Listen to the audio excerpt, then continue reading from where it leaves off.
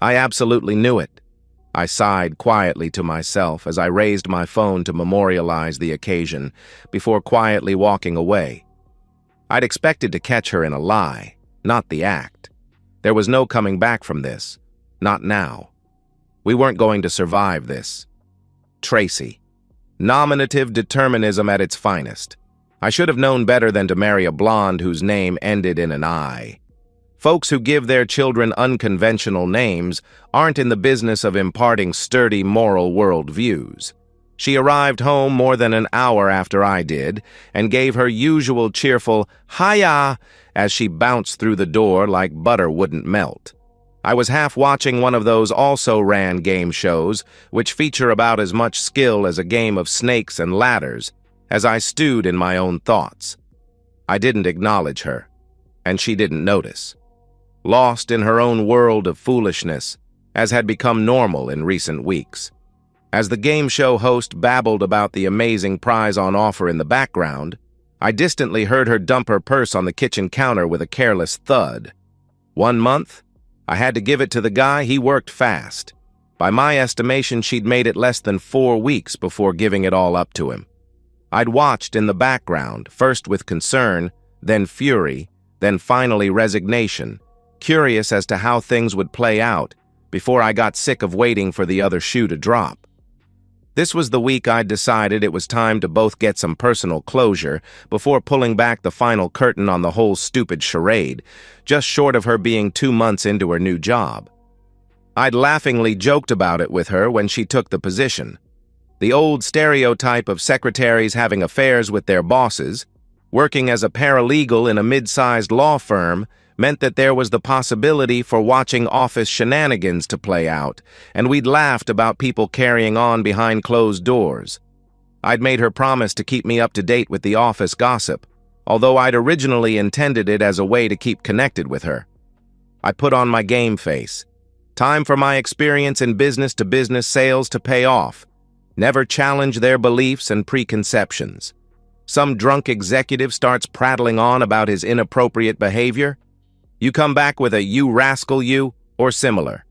They blurt out shockingly inappropriate gibberish. Don't even blink. Smile, nod, change the subject. Any more gossip at the office recently? I asked loudly, with my head turned toward the kitchen. Nah, well, not that I know of anyway, Tracy replied, wandering into the lounge. It's mostly paperwork, meetings, and research, not non-stop Mexican telenovela action. Oh, come on. I know you've only been there, 7 weeks now? But there's a steep power gradient in that office. Foolish secretaries having affairs with their married bosses is a stereotype for a reason, I stated, noticing a slight hitch in her movement when I said it before I pivoted to disarm her. What about that girl? What's her name, Stephanie? Didn't you say it looked like she was up to something with one of the junior partners? Nope. Turns out it was nothing, she replied, settling down onto the other end of the couch in her white blouse and pencil skirt and stretching out her stockinged feet. Or if it is, it's on the super down low. Turns out she's got a boyfriend. Doesn't shut up about him. She really loves him. I glanced over at her with a raised eyebrow. The blouse was a little translucent, form-fitting, and a little low-cut for office wear. That had started 2 weeks in. I'd noticed her outfits got a lot more revealing around that time. That, and a transition from flats to heels, and a slightly raised hemline. In hindsight, it was obvious, but initially, I'd figured she'd just relaxed into the dress code a little after getting used to the vibe. That's normal when starting a new job. It's better to be over-formal initially and adjust to the vibe, rather than to underdress and set a bad impression. Well, it's probably for the best, I said after a moment, adding, there's a reason they say you shouldn't mix business with pleasure after all. It's a shame for you and me, though. What do you mean? She asked with a smirk. About what? The mixing thing or the shame? I asked, watching her frown out of the corner of my eye. Well, both, I guess. I had her. Time to turn the screw. Well, it's a nice little self-sabotaging trap, isn't it? But on the other hand, it'd be fun to watch it happen to some naive, gullible woman from a safe distance, or in my case, hear about it. In a dark way, anyway. Listen to it play out in real time, get out the office affair bingo card, and all that. A trap? She echoed. I nodded, still pretending to stare at the TV. Oh yeah, a real nasty one. The boss lays it on thick with the manipulation moves, showing off and talking himself up, complimenting the naive girl and carefully invading her personal space. Maybe some getting-to-know-you after-hours drinks, talk some nonsense about her current partner, and suddenly he's got her completely under his control, and he owns her. It's a deal with the devil. I don't see how that means he owns her, Trace said with a quiet but hard tone. It just sounds like a run-of-the-mill office fling. Well, think about it. I mean, take that boss of yours, the senior partner. James something? There was an awkward pause before she eventually replied, McMasters, as if she'd mysteriously forgotten her boss's surname. Okay. Well, you said old Jimmy's married, with kids, right? So if he was baiting the trap, he'd probably say how the marriage is on the rocks. Talk about his difficult, nagging wife who doesn't appreciate him, I said, wagging my finger in a pantomime of an angry housewife. All lies, of course.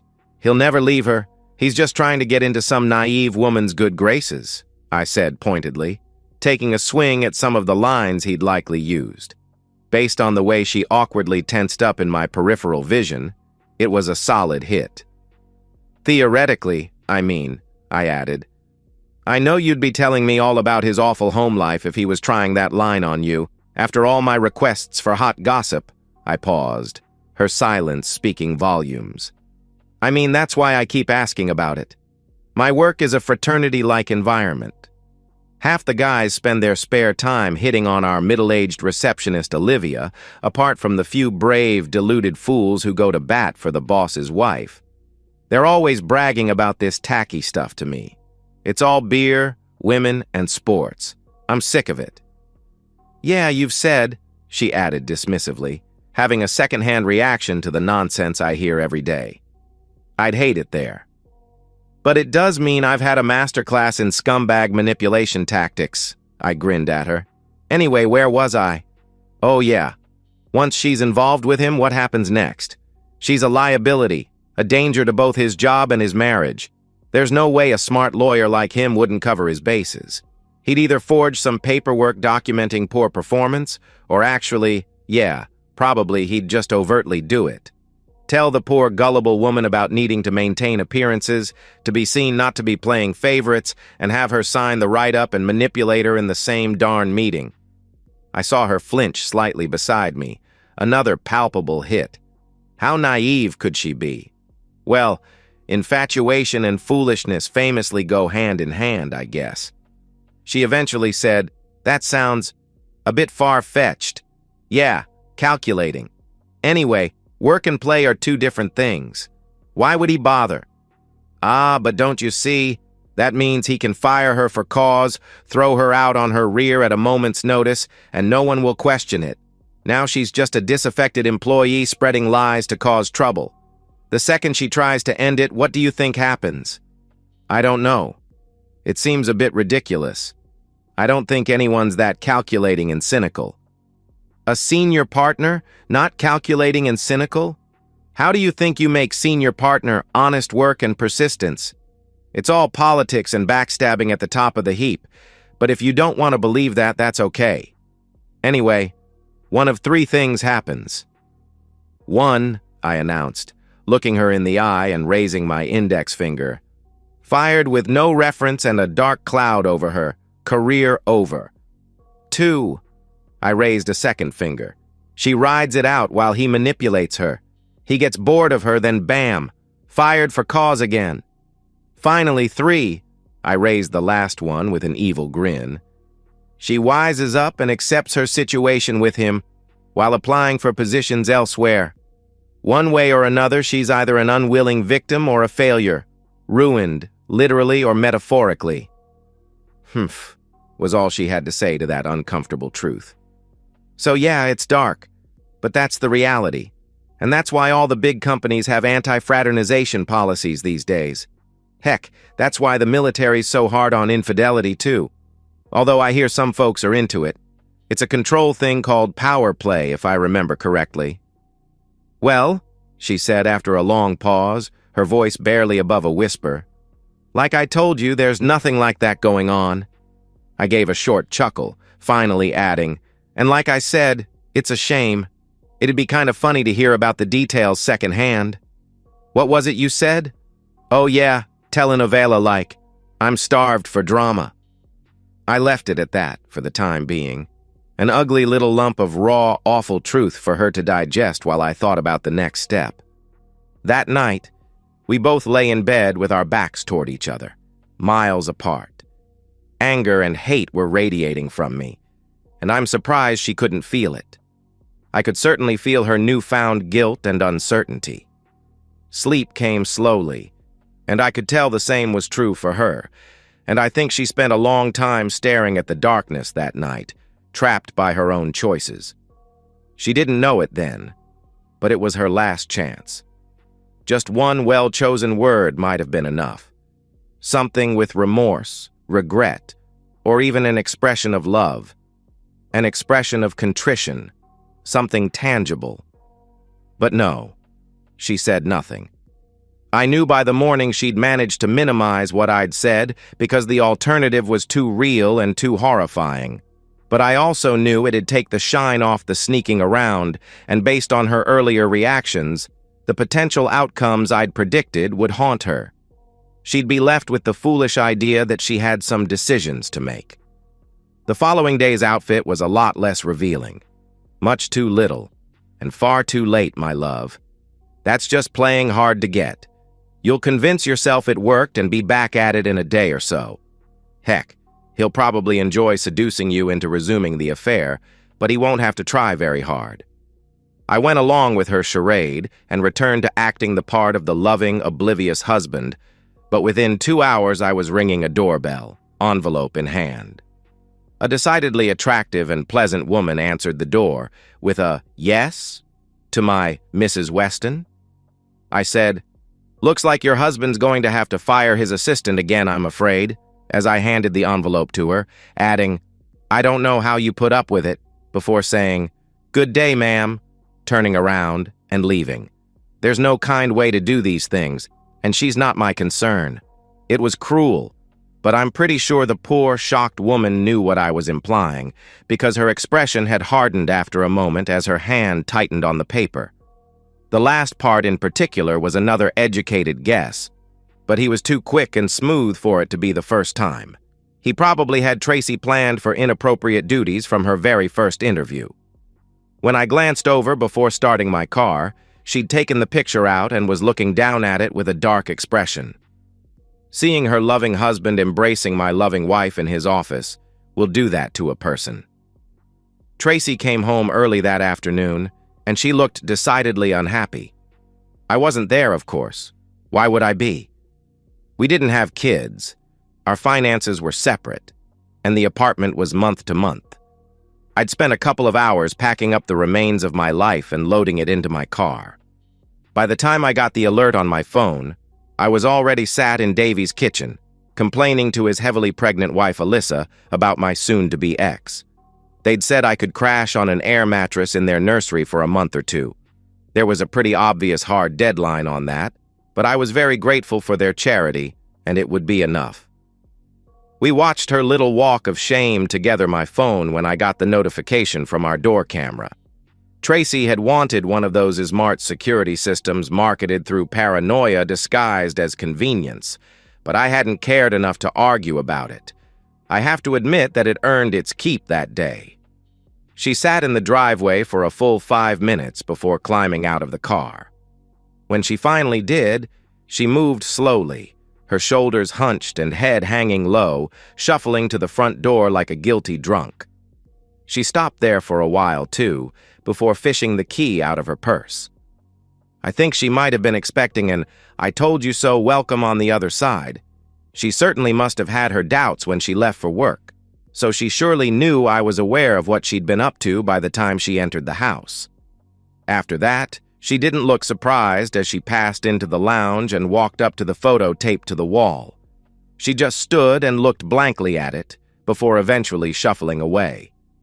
Alyssa laughed through the whole thing, along with a mocking running commentary, which made me feel a tiny bit better.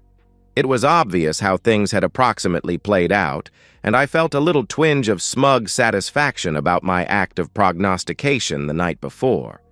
I never found out how things played out for Weston and his poor wife, because I never asked. I didn't care. Why should I? He wasn't the one I was married to. That was Mrs. Weston's cross to bear.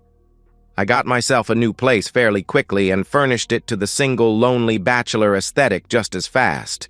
The secret is low standards. Buried myself in my work. Pestered my friends to hang out more than normal. All the usual stuff. I still ended up missing her in the small hours of the night when sleep escaped me. But in the light of day, I always recognized that I'd given it my best and spent more time and effort on her than I should have. I'm sure I have my failings as a partner, but I didn't deserve what I got in return. At least I'd managed to escape with some tattered remnants of my pride and self-respect intact. I did eventually have a sit-down conversation with her after about a month, but it wasn't for her sake, or for mine. I'm of the opinion that closure is for grieving relatives, not cheating spouses, so it was appropriate in a way. I did it for her parents, my father and mother-in-law. They'd always been kind to me, and although she hadn't told them exactly what happened, they'd both quickly joined the dots between her losing both her husband and her job on the same day, and had decided they didn't need any more information. But they wanted me to talk to her face-to-face and at least end it properly. Get her to move on. I was still hurting, but I agreed for their sake. At their place, her dad greeted me warmly but sadly at the front door and escorted me through to their dining room before making himself scarce. She looked defeated. A sallow complexion, baggy sweats and t-shirt, and a sad frown. We sat across from each other at the table in silence for a long time before she eventually started. "It happened nearly the way you said it would," she said, never raising her gaze from her hands, splayed on the wooden tabletop. "I've messed it all up, haven't I?" "You think?" I snapped, before getting a grip on myself and starting again. "Look, the second you became involved with him, we were over." "You must have known that." She tried to defend herself, but even after a month, the best she had was, I didn't want—" "Oh, please," I interrupted more calmly than she deserved. "Don't. Do us both a favor and don't make excuses. A part of you had to have known. You got involved with him so quick it was like you were rushing into it. Your poor lonely little Jim talked his way in so fast I'm surprised he had time to plan it properly." I shook my head.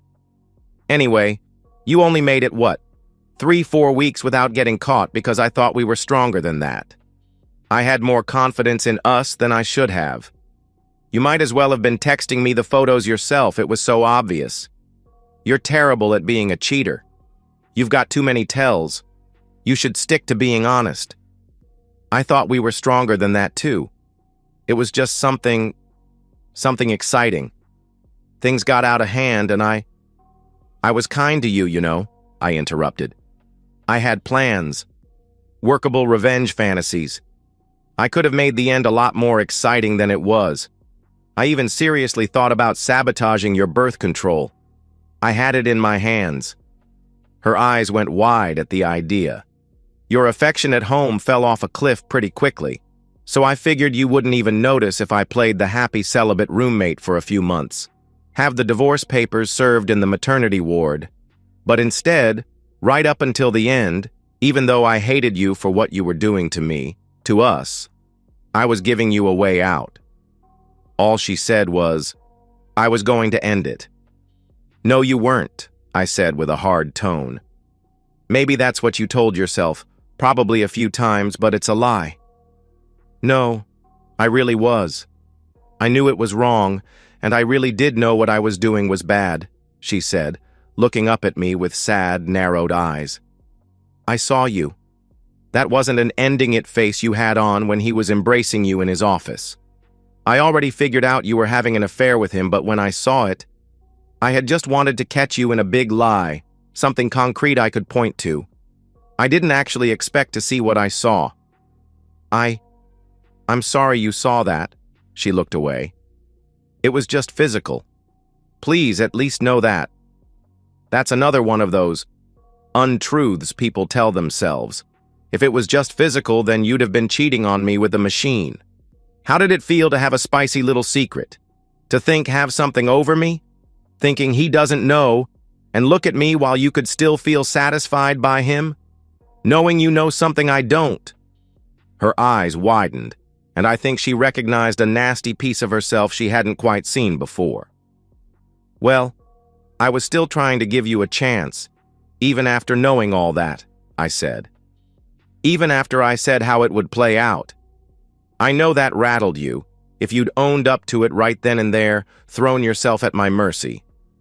I would have been willing to try. You knew then, really, didn't you? But it would have been a desperate attempt at that point. I don't think I could have by then, even if I wanted to. Not after seeing it." "Is there really not any chance?" she asked with a pleading look. Honestly, there wasn't any real hope in her eyes, but I think she needed to ask, just to be sure. "No," I said sadly. "Okay," was her only reply as she hung her head again. After a moment, she half mumbled toward the floor, "I had to ask. I am sorry, you know. Sorry about the whole thing, every second. I don't know what was going on with me then. It was like I went insane, like I was trapped in a different reality. But I want you to know I'm sorry."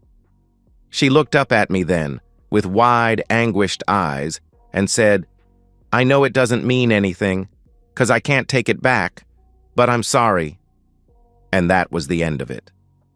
I went to say goodbye to her parents after that, and her mother looked hopeful, as if we could reconcile. She asked if I was going to stay for dinner. Her father knew better, I think. He gently shook his head at her, even before I gave my apologies. Nothing was somehow going to magically heal the wound Tracy had ripped through our marriage with simple words. Her dad said, "Thank you for humoring us. Good luck," before he closed the door. We agreed to a simple, uncontested divorce on the grounds of irreconcilable differences. There wasn't any point dragging things out. There weren't significant assets to fight over, and there wasn't a reason to be in the same room with her ever again.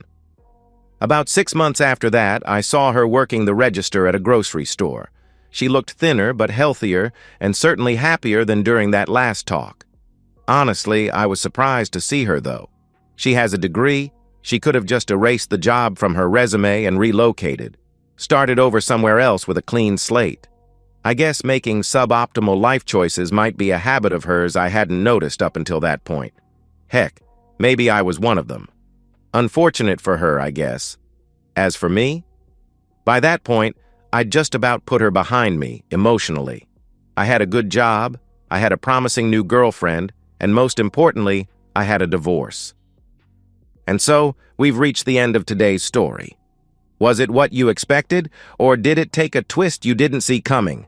I'm curious to hear your thoughts. Share them in the comments below, and let's get a conversation going. If this story kept you hooked, make sure to hit that like button. And if you're new here or just haven't subscribed yet, now's the perfect time to join our community. I bring you fresh, captivating stories every day, so click that subscribe button and turn on notifications so you never miss out. Thanks for watching, and I'll see you in the next one.